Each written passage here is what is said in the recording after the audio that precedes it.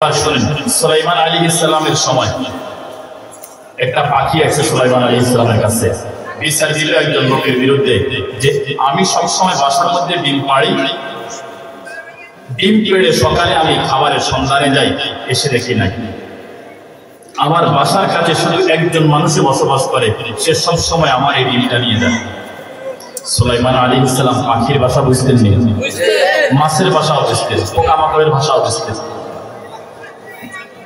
তো বিচার যখন দিল, জিনকে আদেশ দিলেন, কারণ জিনটা ওনার অনুগামী ছিল, যাও পাখির বাসায় পাহারাদারি করো, কালকে যে ডিম খেতে আসবে তাকে ধরে নিয়ে আসবে।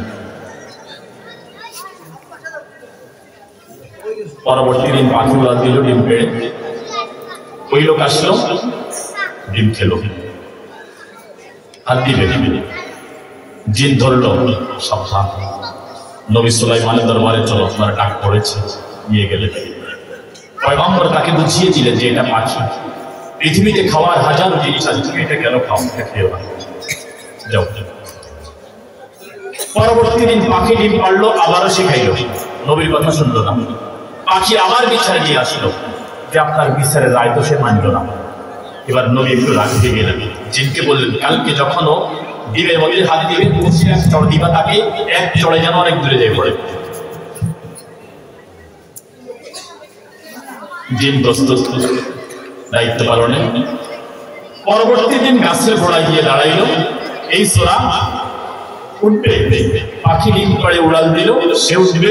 এই অবস্থায় একজন ভিক্ষুক এসে বলল, ভাই আল্লাহর হস্তে কিছু দেন, আল্লাহর হস্তে কিছু দেন, আজকে 2 দিন খাই না। সোরা চিন্তা করলো, আরে আমি তো চুরিদারি করে খাই, এই লোকটা নিশ্চয়ই ভালো মানুষ, 2 দিন কিছু খায় না, এরপরে তো হারাম খায় না, অথচ আমি চুরি ডাকাতি করে খাই, পাখির ডিমও খাই ফেলছি, এটাও নবী নিষেধ করার পরেও। তো তাকে 2 টাকা দিলেন। 2 টাকা যখন ভিক্ষুককে দিলেন, ভিক্ষুক তো আরম্ভ করলো, মাঝে মাঝে দেখলেন দানকারী মাতা পিতা আল্লাহ সুখে রাখো কবরে, হয়নি? এই ভিক্ষুকের শুরু করছে।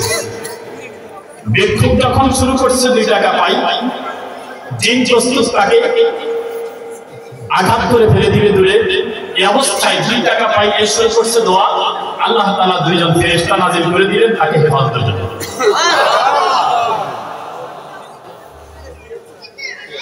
জিনকে ফেরেশতারা ধরে নিয়ে অনেক দূরে দাঁড় করিয়ে দিল, তুমি দাঁড়াই থাকো, কারণ জিনকে নিয়োগ করছেন নবী সুলাইমান আলাইহিস সালাম, তিনি মানুষ, আর ফেরেশতাকে পাঠাইছেন কে? আল্লাহ। আল্লাহ জিন খেয়ে আবার নামে গেল, পাখির মন খুব খারাপ, আবার আসলো, আপনি জিনকে নিয়োগ দিলেন, সে কি করলো? সে আজকে দায়িত্ব পালন করলো। এবার জিনকে খবর দিলেন, কি ব্যাপারে, কি করলাম? বলে আমি তো প্রস্তুত ছিলাম। ও গাছের গোড়ায় এসে ভিক্ষুকের কথা শুনে তাকে 2 টাকা দিল, সাথে সাথে 2 জন ফেরেশতা আসে তাকে পাহারাদারি করলো, আমাকে অনেক দূরে সরিয়ে দিল। সুলাইমান আলাইহিস সালাম তাকে বললেন যে ভিক্ষুকও যদি সোলার পক্ষ থেকে 2 টাকা পায়, ডাকাতের পক্ষ থেকে 2 টাকা পায়, আর সে দোয়া করে, এই দান সাদাকার কারণে আল্লাহ তাআলা চোর ডাকাতকেও বিপদ থেকে হেফাজত করে। আল্লাহ, এই যে সাদাকা দান, রমাদানের আগে শাওয়াল মাস থেকে রাসূল বেশি বেশি করতেন। তাই 1 নাম্বার আমল তেলাওয়াত বেশি বেশি করতেন। 1 নাম্বার আমল কি করতেন? তেলাওয়াত বেশি বেশি করতেন। 2 নাম্বার আমল দান সাদাকা বেশি বেশি করতেন। আর একটা কথা শুনে, হুজুর কত দূর আছে? চৌরাস্তা? আচ্ছা, অসুবিধা না, হুজুর আস্তে আস্তে আসতে পারেন। আল্লাহ নবীজির একজন সাহাবী,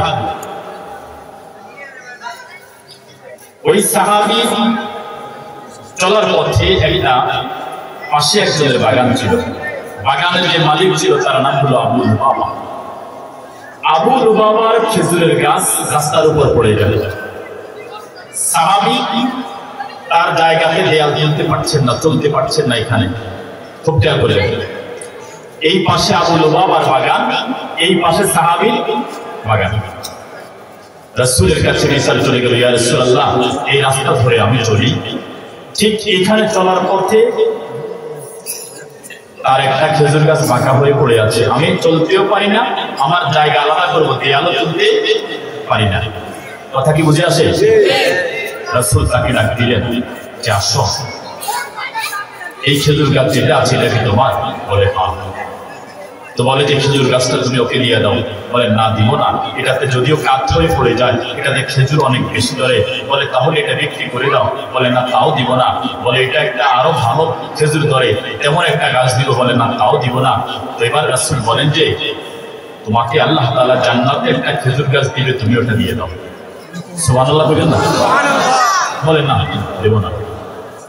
এই জান্নাতের লোক দেখানোর পরেও সে দিল না। পাশে আরেকজন সাহাবী তিনি বসে আছেন, আবু দাহদা। তিনি এটা শুনলেন, শুনে রাসূলকে তার পিছনে পিছনে ছুটলেন, ছুটি বললেন যে জান্নাতে একটা খেজুর গাছ, আর সব খেজুর গাছ, একটা খেজুর গাছ যার জান্নাতে হবে তার জন্য তো জান্নাত হয়ে যাবে। এবার সে দৌড়ে ওই ব্যক্তির পিছনে গেল, যে বলছে ভাই এত অফার, জান্নাতের অফার আপনি ফিরিয়ে দিলেন। আসলে সে যদিও উপরে মুসলমান, ভিতরে মুনাফিক, ঈমান আনে নাই। এবার বলে যে ভাই আমার সাথে চলেন। হাত ধরে নিয়ে গেল। বলে এই যে দুই পাশে আমার খেজুরের বাগান, শত শত খেজুর গাছ এখানে আছে, কিছুদিন পরে এখান থেকে খেজুর পাড়া হবে, লক্ষ লক্ষ টাকার খেজুর বিক্রি হবে। আপনি যদি এই গাছটা আমাকে দিয়ে দেন, যেটা কাঠ হয়ে পড়ে যায়, পুরা বাগান আপনাকে দিয়ে দেব। সে চোখ বড় করে তাকাইল, সত্যি কি দিবা? বলে হ্যাঁ দেব। বলে কথার উপর সাক্ষী রাখো। বলে যত সাক্ষী চাও তত সাক্ষী তুমি নিয়ে আসো। সাক্ষী রাখলেন, আবার বললেন হ্যাঁ, আবার বলো হ্যাঁ বলছি আমি দিয়ে দিব। এক খেজুর গাছের বিনিময়ে পুরো বাগান দিয়ে দিব। বলে হ্যাঁ ঠিক আছে। তার হাত ধরলেন, ধরে রাসূলের দরবারে নিয়ে গেলেন। বলেন ইয়া রাসূলুল্লাহ, যে খেজুর গাছ আপনার কাছে বিক্রি করে নাই, আপনাকে দেয় নাই জান্নাতে খেজুর গাছের বিনিময়ে, এই গাছটা আপনাকে দিল না, সেই খেজুর গাছ আমি কিনেছি। আপনি বলছেন যে এই খেজুর গাছ আপনাকে দিলে জান্নাতে খেজুর গাছ দিবেন, এটা কি শুধুই ওর জন্য, না যে কেউ কিনে দিলেই হবে? রাসূল বলেন যে কেউ কিনে দিলেই হবে। বলে আমি খেজুর গাছ কিনলাম, এই না এই খেজুর গাছ পাকা পড়ে যাওয়াটা, আমাকে জান্নাতে খেজুর গাছ দিয়ে দেন, আমাকে জান্নাতে খেজুর গাছ দিয়ে দেন। এবার রাসূল বলেন যে যাও, এই খেজুর গাছটা তোমাকে, তুমি ওইটা আমাকে দিয়ে দিছ, তোমাকে জান্নাতে খেজুর গাছের ওয়াদা দিলাম। তো জান্নাতে খেজুর গাছের ওয়াদা পাইয়া এই সাহাবী বলেন যাও, পুরো বাগান আজকে তোমার। শুধুমাত্র এখন আপনি বলবেন জান্নাতে খেজুর গাছ, রাসূল বলেন যে জান্নাতে এক একটি গাছ এই পরিমাণ বড় যে একজন লোক ঘোড়া দিয়ে 500 বছর পর্যন্ত দৌড়াবে, এরপর ওই গাছের ছায়া শেষ হবে। তাহলে একটা খেজুর গাছ কিনলেন কয়েকশো খেজুর গাছ দিয়ে, আর বিনিময়ে পেলেন কি? জান্নাতে এই পরিমাণ জায়গা পেলেন যেখানে 100 বছর চলবেন, এরপর সেই গাছের ছায়া শেষ হবে না।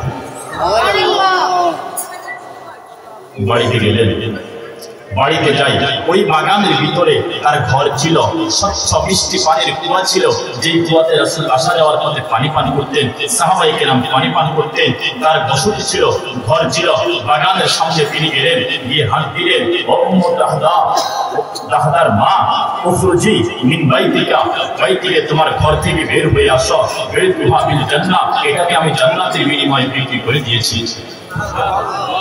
আচ্ছা, যদি আমাদের স্ত্রী হতো যে একটা খেজুর গাছের বিনিময়ে পুরো বাগান দিয়ে দিচ্ছেন, বাড়ি দিয়ে দিচ্ছেন, পানির উৎস দিয়ে দিচ্ছেন, আমাদের স্ত্রী প্রথম বলতে আমাদের কি মাথা খারাপ হয়েছে? আঙ্গ ভবিষ্যৎ নাই। টেলিফোন করছো আমার কাছে, আমনে জামাই কি কাম করছে শুনছেন নি? বলতো কিনা? সাহাবী আর স্ত্রী, সে বলে যে আবু দাহদা, রাবিহা আবু দাহদা, রাবিহা আবু দাহদা, রাবিহা আবু দাহদা, আবু দাহদা তুমি লাভবান হয়েছ, লাভবান হয়েছ, লাভবান হয়েছ। সুবহানাল্লাহ।